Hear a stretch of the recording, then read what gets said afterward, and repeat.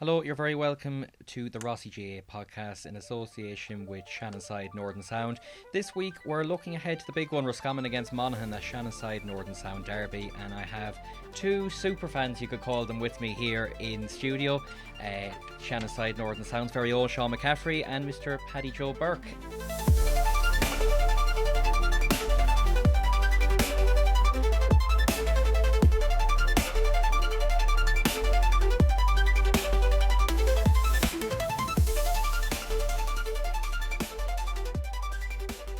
Lads, you're very welcome. Thank you very much. Just on a note as well, Paddy Joe, I know you celebrated a big milestone before we get into the game yesterday. Klein Patrick, your 70th birthday. Oh God, I did, Dara. Dara, thanks very much for having me here, and it's lovely to be here in the studios in Shannonside, and it's lovely to meet Sean and to meet everyone here this morning. I'm delighted to be here now. God, it's lovely, and I did. I had a massive day yesterday.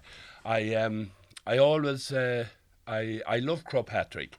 I climb it on a very regular basis, and I was always excited about growing old.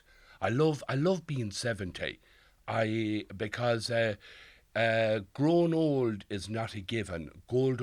Growing old is a gift from God. It's a privilege to get to 70. Oh my God, what a privilege! Poor old Daddy died at 51. And he never got to 70. And I always said on my 70th birthday, I'm more excited now, and I'm certainly, I never was as happy in my life. I'm joyous, happy and free. And I was only saying last night to my lovely wife, Maura, I was saying, I'd love if I was 70 when I was 30, all them years ago. And teenage years, Dara, I found that pretty difficult. I was shy and insecure and a bit invulnerable, and still am. I still have that, a little bit of insecurity, and I love it. The opposite of insecurity is being nearly a bit too confident, and no one likes to see a fella that's too confident. But 14, 15 and 16, I'd say were terrible years. Too old for Santi and too young for Rockfords.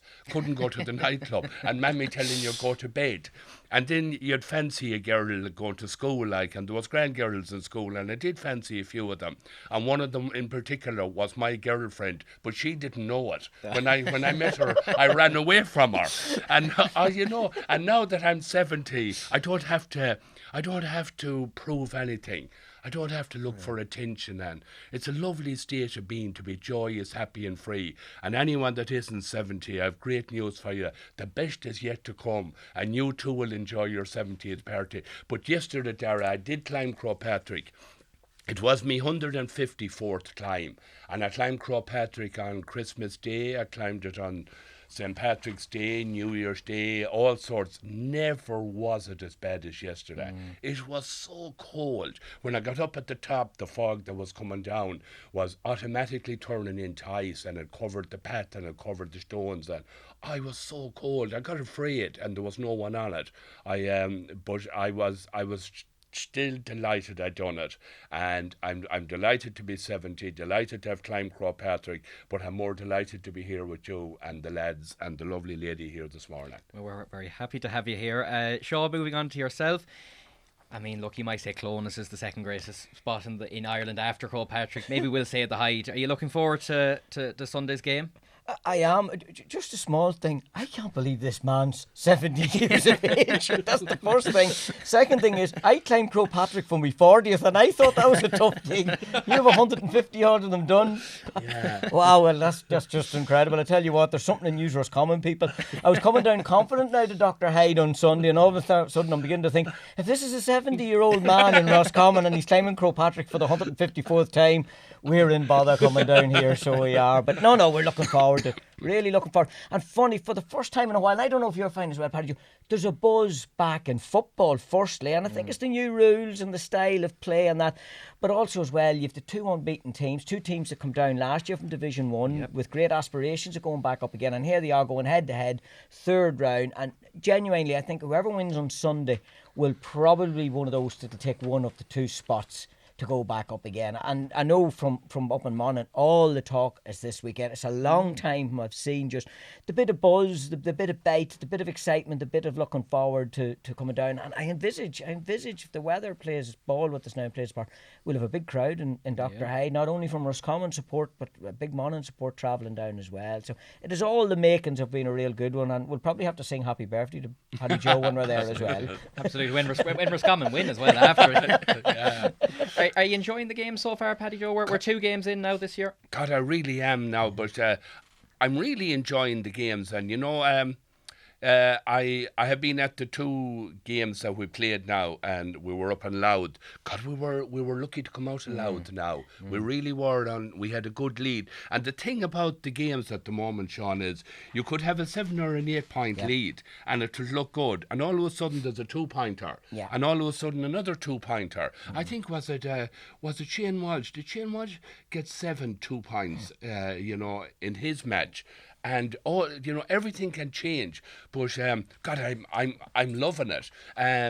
Couple of things about the new rules. The first thing, it has brought back the midfielder has come back into his own again, and our 2 midfielders now. God, Eddie Nolan had a great game again down, and Keith Doyle had a very good game in Drogheda.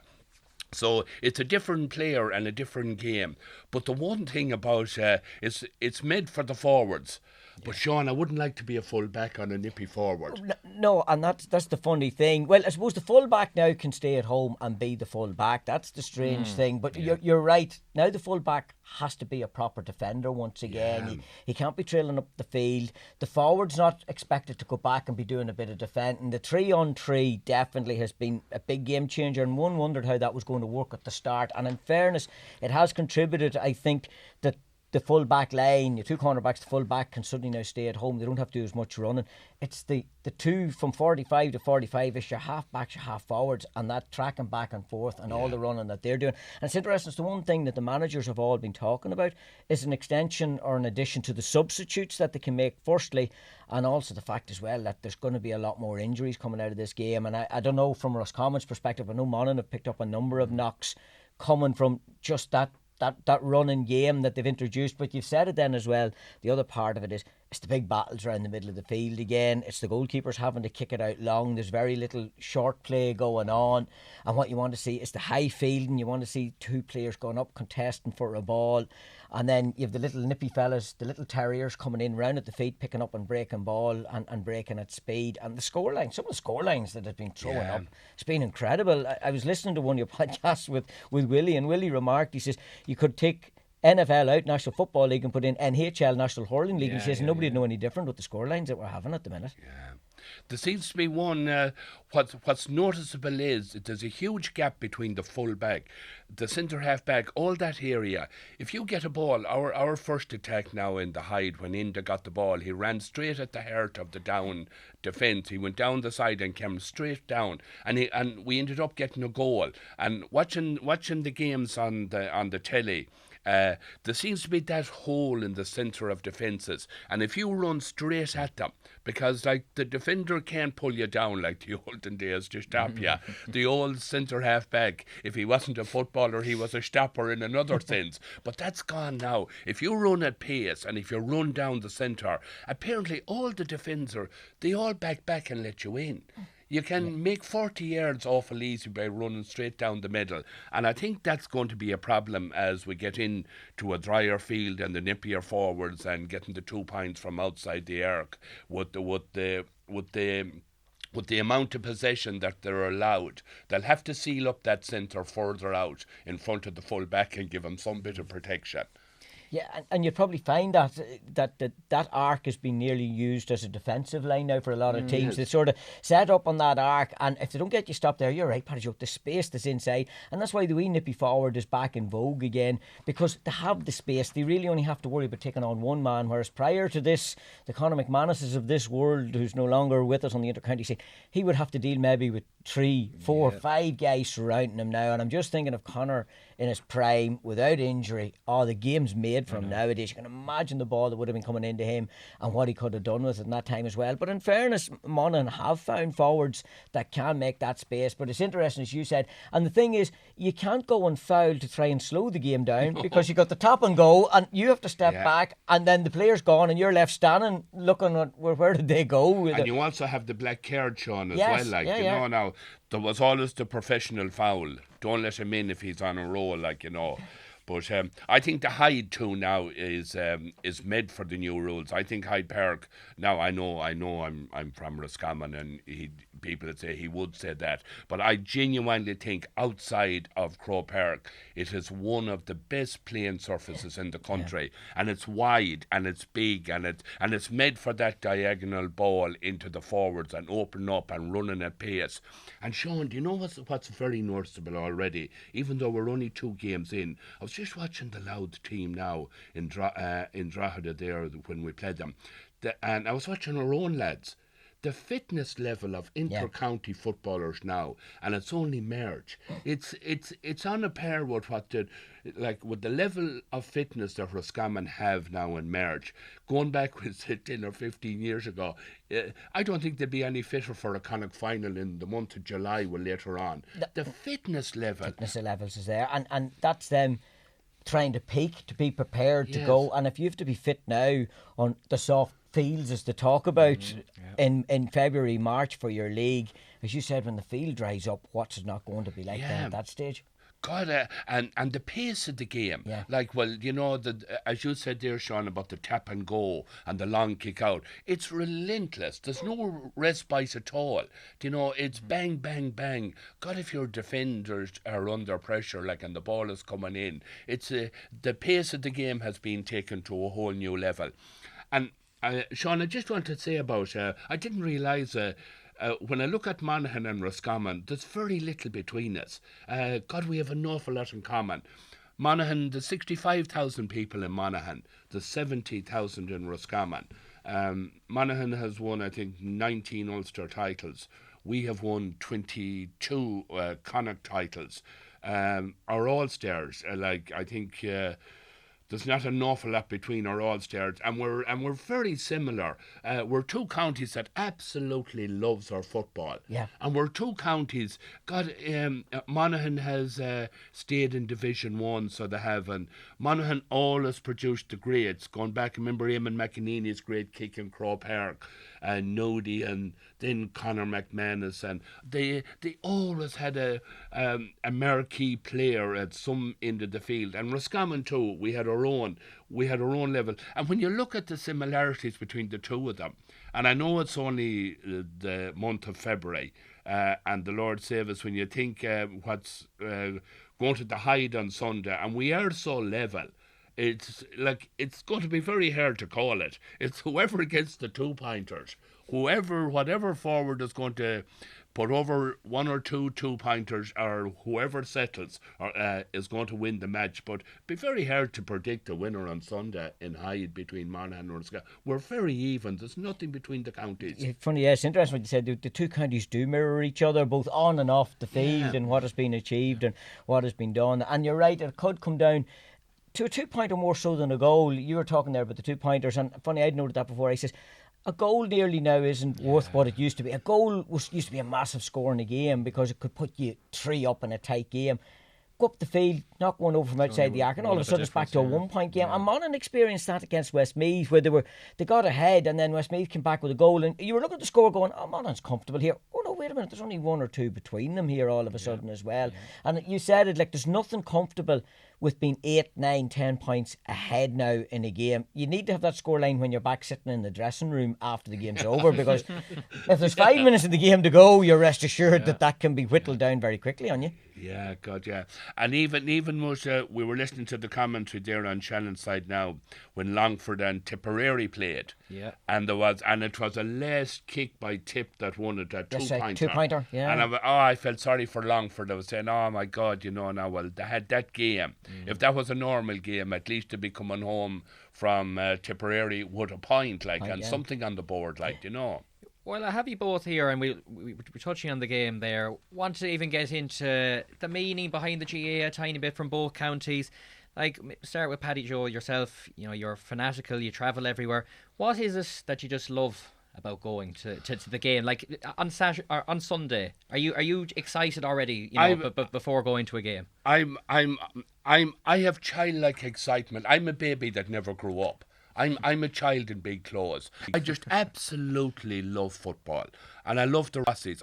And I love being from Roscommon, and I know this might be going out to other counties that mightn't be from Roscommon, and I don't want anyone to get a resentment against me for saying how much I love my own county. I want everyone to love their county like I love mine, and in fact, I love fans that's half headers, but you know that's but still nice. Like, it's fierce important that we have manners at football matches, and it's fierce important that we have total respect for the team that we're playing.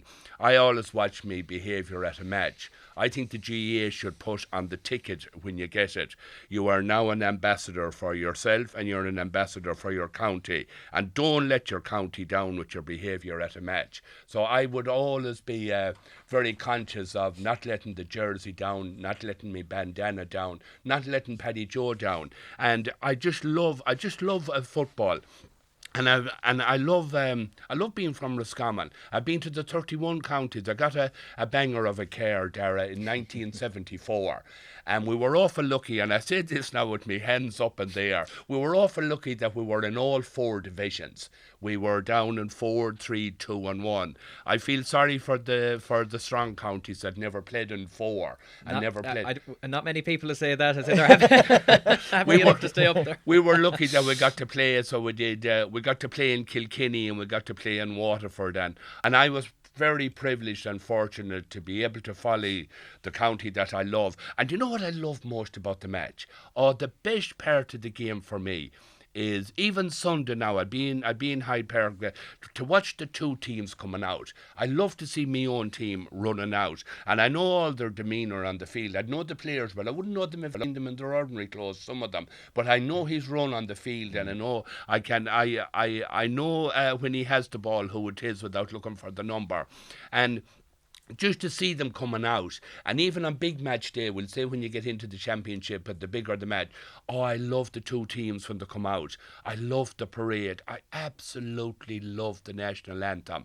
There is nothing in the world better than to be standing for the national anthem, whatever stadium that you're standing. The hair standing on the back of your head, you're beginning to tremble, you're bursting to go to the jacks, but you're afraid you'll miss something. And looking at the Rossies and listening to the national anthem, you won't get that in any chemist shop all over the world. You won't get that in any till all over the world. This is magic, this is raw, and this is why Paddy Joe loves the Rossies and the GAA. Sean, how do you follow that love? I'm going to say there's a promo for the GAA if I've ever heard one. The only thing is, I would love to know what it's like to have the hair stand on the back of your head, Paddy Joe.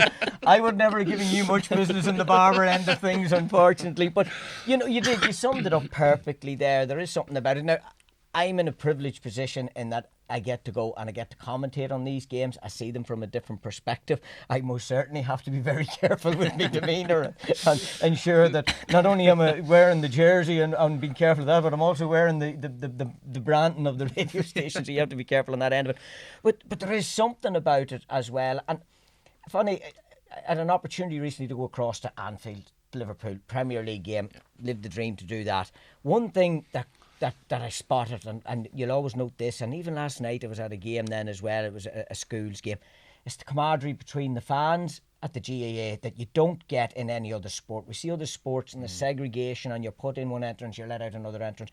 Come Sunday, everyone's going to be outside Hyde, queuing to get in. They're all at the one turnstile. You're going in, you probably battle for your seat. Paddy Joe probably has a golden throne that's his there in Hyde Park, so he has, or a spot marked on the terrace. But you go in and you mix and you mingle, and you have to banter and the crack with the person beside you, no matter where they're from, what club they're representing, what county they are. you might have a chat and an argument with them over a decision. Mind you, there's not as much as that. That's the one thing. I don't know if you noticed that, Pat. There's not as much viral towards the referees at the games now. And I don't know if it's because you don't have time to suddenly think, I want to shout something at the referee. The game's gone on, so I have to follow on that.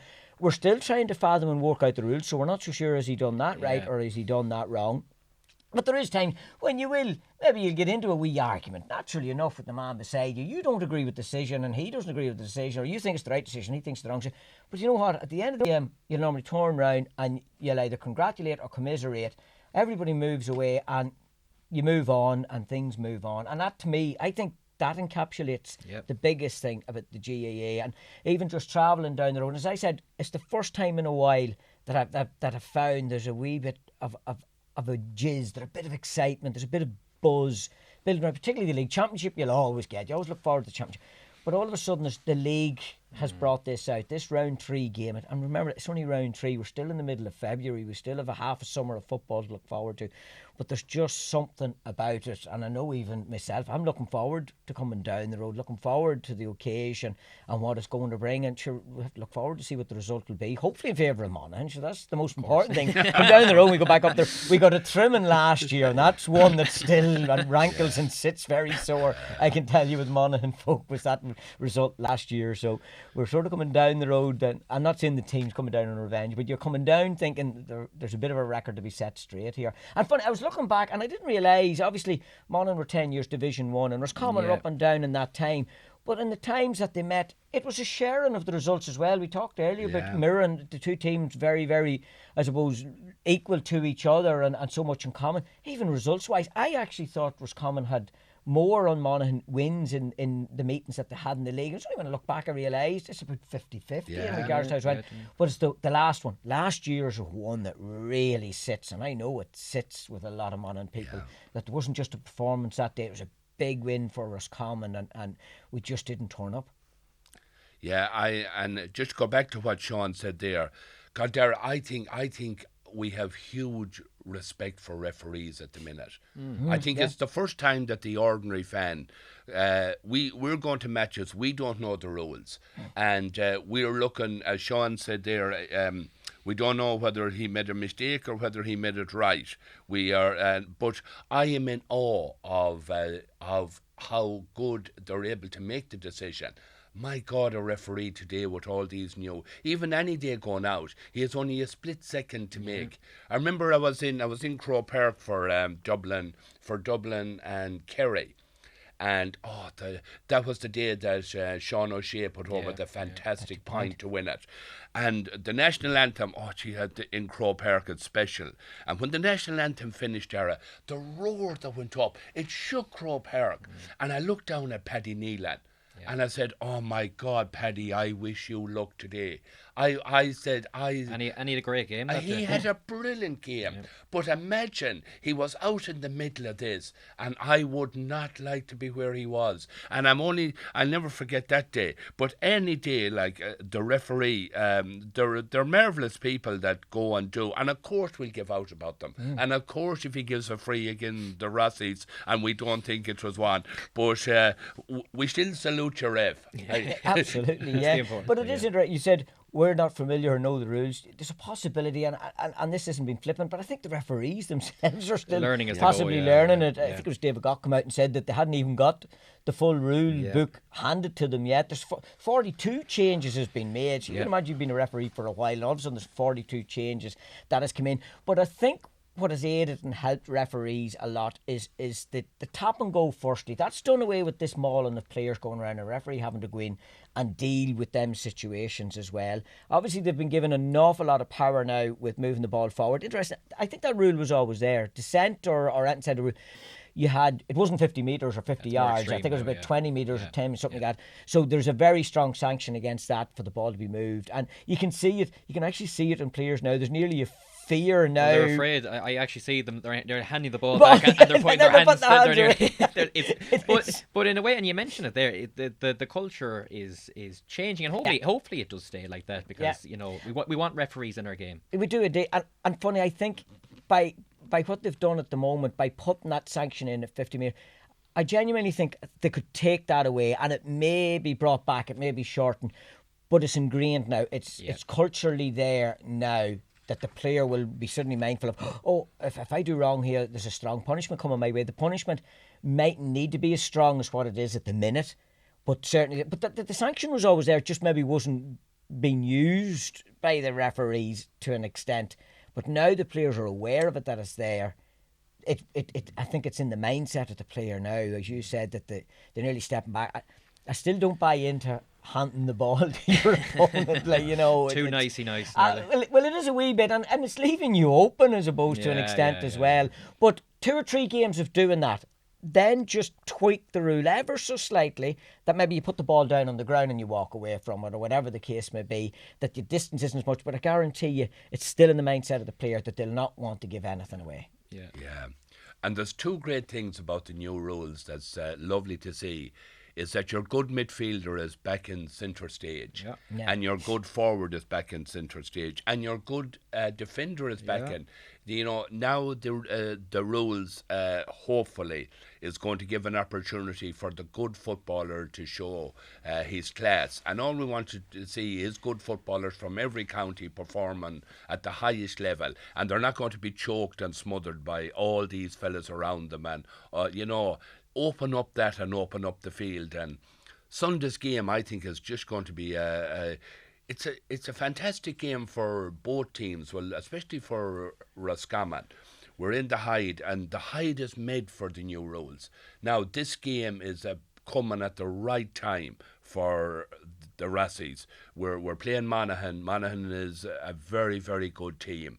There's nobody going into the Hyde. Well, I nearly said the same about Monaghan. That there's no one going in there thinking we have this game won. This game has to be earned on Sunday. This game has to be won.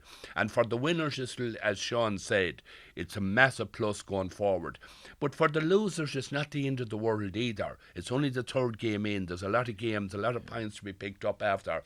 But it's just a great test for Monaghan and Roscommon coming next Sunday, for managers and supporters and teams and all of it, just to see exactly where we are on the Richter scale at this moment in the league. Yeah, absolutely. It's interesting, Paddy Joe, you noted there, but you know, you have your old school full forward, you have your old school midfielder, you have your old school full back. The one thing that has changed, and one dynamic about the game, the goalkeeper's not a goalkeeper anymore. The goalkeeper's now an outfield player, and obviously we're very familiar with Rory and the role that he brings to the game. I'm not as familiar. I do believe that the goalkeeper for Roscommon is he's known as coming out the field, is fairly proficient and can operate out right now. And that's the way the game has evolved. And as going forward, I have a funny feeling that role of the goalkeeper could be pulled back a bit. And my fear is it's the bigger teams that don't have a goalkeeper of that stature that'll want that change made, because they're going to see we're at a disadvantage now. We don't have a goalkeeper that can go up and be this extra man. But that could be the make and breaking of the game come Sunday. Not 2-pointers, not goals. The actual fact, the goalkeeper getting caught out maybe in a goal going by them, or the goalkeeper coming up and taking a mighty score.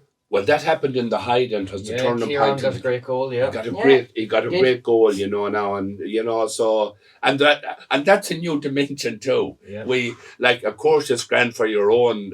When we scored the goal, we mightn't be that happy if the goal went in again our goalie, but that's the excitement of the game. Just coming towards the end, looking at a general view of the year, Paddy Joe, I think you always think we're going to win the All-Ireland, and I'll agree with you this year. I hope one of these years it's right. It'd be great if these 2 teams were in Croke Park for a Division 2 final at the very least. Yeah. I know we broadcast to Cavan as well, so no offence to the Cavan viewers if they are listening, but Division 2 final, are you looking Connacht title, and are you looking to Croke Park at the end of July? Dara, look, I said earlier that I'm a baby that never grew up. I'm a baby in big clothes. Every single day of my life, I dream about Roscommon winning Sam. Now, I know people might laugh at that, or they might say he's using it as a PR exercise, and I don't. I'm out at the barber shop now. I genuinely think I am very fortunate to have seen our county win so much. I'm very fortunate to have a county that's so close. Like Armagh went on and they won the All-Ireland. Armagh had a big lead on us, so they had and we brought the lead back. So we did, and there was 3 of our defenders. We were a man down, and 2 of our defenders went off. We weren't that far away from Armagh.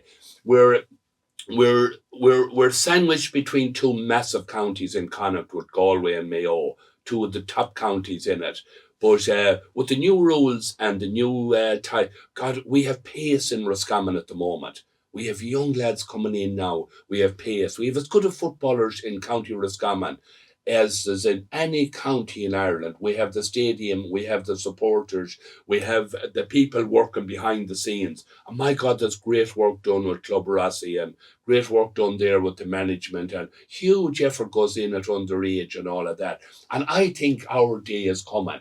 I think the new rules is going to suit us. If you lose the Connacht final now, it's not the end of the world. If you get into the top 8 and get a run, like whoever thought that Armagh, where this time last year, if you said Armagh was going to win the All-Ireland, they were all talking about Kerry, Mayo, Galway, Dublin, Armagh. And like, we are every bit as good as Armagh. Monaghan is every bit as good as Armagh. Armagh is every bit as good as Kerry and Dublin. So it's all about a bit of luck on the day. And now with the 2-pointer, anything could happen. I think the best is yet to come. It's exciting. Cuckoos singing, ice cream melting, flags flying, and the Rossies dreaming. Bring it on. I mean, hopefully there's plenty of ice cream melting and cuckoo singing in July. Traffic jams I know you're a fan of as well, Sean. Will we be seeing Monaghan and Croke Park in July? I'm going to borrow the old manager cliche line, we're not looking past Sunday, Dara. But no, you're right. Monaghan beat Armagh in the All-Ireland stages the year before on penalties. Look what Armagh done last year. We run Galway very, very close. Over in Galway last year, they got to an All-Ireland final. So the teams, and absolutely, you have to have a belief. We have our supporters, you have to have a belief and a dream that it would happen someday. But the players have to have that instilled into them as well. And they're always working towards that, no matter where you are. They're always working towards thinking that one day it could be them, and rightly so. And I think Paddy Joe's right. The field has levelled, if you can pardon the pun, an awful lot now. It used to be the Dublins, the Kerrys of this world, the Mayos, maybe the Galways. Now you're looking around and you're going, well, any team can come from anywhere at a certain level. The Division 1 teams and maybe the top half of your Division 2, because obviously we know from the bottom half, Division 2, 3 and 4, you're down into the Tailteann Cup bar, you win maybe your provincial competition. But the rules have opened up the game all of a sudden. It'll be interesting to see how teams adapt to that. There may be tweaks, turns and twists done to those rules before we hit the championship. So that might maybe bring it back in favour of one team and how they're set up. But we can only focus on what we're watching at the moment from Monaghan and Roscommon. You go into Sunday, we could have a tight, exciting encounter, very high scoring. We could have a tight, dull encounter that ends up being a very low score. I can't see that happening just with the way the two teams are playing at the moment. So no matter what happens, everybody's going to take a bounce from this game on Sunday. I said, I'm not going to look past Sunday at the moment. Then you look at the remainder of the league. Then you look at the championship. And then you look further down into the summer, what might be there. But if you're winning, it brings positivity. If you're winning, it brings a bit of an uplift. Interestingly, Monaghan won as many games in 1 week this year than they won in all of last year. Yeah. So that's a big bounce. And I think that's why there's a sort of a lift and a buzz with Monaghan at the moment again, coming down to the Hyde. Roscommon on the bounce as well. And I have to say, in fairness, in Davy Burke, you have one of the best characters of a manager that's out there. I don't know in the county how things go, but I know from the perspective of when we're chatting to him after matches and stuff like that, like, you know, he says it as it is. And as I said, I cliched managers there when they speak. Davy's not cliched. Davy says it as it is. And sometimes I think he gets a reaction out of his side by doing that. Yeah. Yeah, we're very now. He's doing great at the moment. Yeah. 2 games to win, and as long as the team and Davy keeps going, but we are in a very good space, and we have the one thing about us is we have pace now at the moment, which I love, and we have a lot of young forwards coming in. I think it's looking very good. I think a bit of luck now, but a bit of luck is needed now. You'll win nothing about the bit of luck, but I think things are looking up there. Well. Just before we go down, I'm going to have to ask the question. I'm outside the county, all right, and we seen a debate, and I think it started online. And I'm looking at the jersey here as well. And I'm looking at the crest. What was the story with the sheep's head?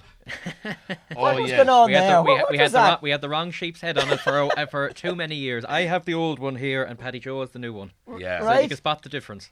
Well, we are a famous county for having sheep. Yes. And in the dim and distant past, we had a particular breed of ewe that was called the Roscommon sheep. She was big, and she had a massive coat of wool on her, Okay. and she had a white face on her. So she was known as for the people who would be buying sheep, they were able to look specifically for the Roscommon sheep, and they were there to be got. Then they put us on the crest, and they had the black sheep. Wasn't from Roscommon or sheep. That was from other counties, and that's where it all started. The cheek of them sheep coming in like that and getting on your crest. We've got our priorities right, anyway. Yeah. Last one, you're taking game by game. Paddy Joe, I think he's telling everyone in Roscommon to have the Croke Park Hotel booked in July. We're winning the All-Ireland. No, I'm not saying that. I'm just saying that with the new rules now, and with the dynamics of what's going on, that we're in a good space coming into the championship, that if you do lose the Connacht final, in the olden days it was the end of the world, going into the group stages, and if you go into the group stages, which hopefully we will be in it, or we can win the Connacht final, who knows, but we're right up there. We have a great chance of progressing, and we have a great chance of getting a good long run in the championship. Where we'll end up, God only knows, but our team, our management, everything is geared for a sustained run and a good shot at it, and that's all we ask. Absolutely. And we'll enjoy the journey. Last one player, man of the match, who'll be on Sunday. I know, no point me asking. You're going to predict Monaghan, you're going to pick Roscommon. So who are you looking forward to seeing on Sunday? One player. Do you know what now, Dara? And I'm not avoiding your question. I just hope the referee has a good game on Sunday. And if the referee has a good game, and I'm not saying that they don't, but I think the pressure is on the ref, and it's a highly charged game. And if he has a good game, the winners can feel very happy, and the losers won't have any complaints. I hope the ref has a good game. He should I run echo that. for election the next time. Well, That's the most diplomatic political answer I've ever heard in my life. The Oris is available this year. The best is yet to come. The best is yet to come. Well, from a Monaghan perspective, Rory Beggan. And Rory is just dictating the game so much now, can come out, acts as a third, fourth midfielder for you. He can go forward, he can score, and I think even for Rossie's watching in, he's one to watch just how he controls the game and what he brings to the game, even how he conducts the game when he is out. And if he thinks he's going to get caught, Rory's not speeding back to get into goal. If you watch him, he has generals placed around the field to cover for him, and you will see him, if he thinks momentarily, I'm caught, I'm out of position, you will see him passing the word to someone else to come back and cover himself. So Rory's my man, and of course we hope the referee has a good one as well. That's the most important thing, is right. Yeah. But I don't think there's any big key decisions in the game nowadays that you would maybe. Is it a 2-pointer or is it not, or something like that? You know, those little things maybe could be a factor. But Sean, why I said the referee, because if it's going to be close, which I think it is, these 2-pointers or the close-in frees or the ball that can be brought out. Forward. Yeah. And the referee can change 1 point into 2 points. Yeah. And that can be the winning of it. And that's true, what I'd be. yeah. That's where my fear is. Yeah. You know, that you could get beaten with a 2-pointer. Yeah. And you'd say, oh, I don't know, was that right? And I don't want to be leaving the stadium thinking like that. If he has a good game, if you're beaten by a 2-pointer, fair enough. But I'm looking forward to seeing the performance from the Roscommon team. I'm really excited about how we're shaping up. I love the pace we have. I love what can take place. And looking forward to Sunday. Sunday's a great test. And coming out of Hyde Park on Sunday, win, lose or draw, we'll be in a great place to judge where we actually are on the Richter scale at this moment. And that's important. The long-term view. Sunday, brilliant to win it. It's not the end of the world.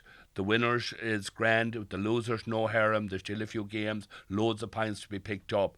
And but it's the long term. It's when the cuckoo is singing. Absolutely. Well, And that ice cream is melting. We'll Flags end are on that flying. note, and I hope to have you back when ice cream is melting and cuckoo singing in July, and it's a Roscommon Monaghan All Ireland final. Lads, thanks very much for joining me, and hopefully we get a big crowd, and safe travels to yourselves and all the fans travelling to King and Moffat Dr. Hyde Park on Sunday.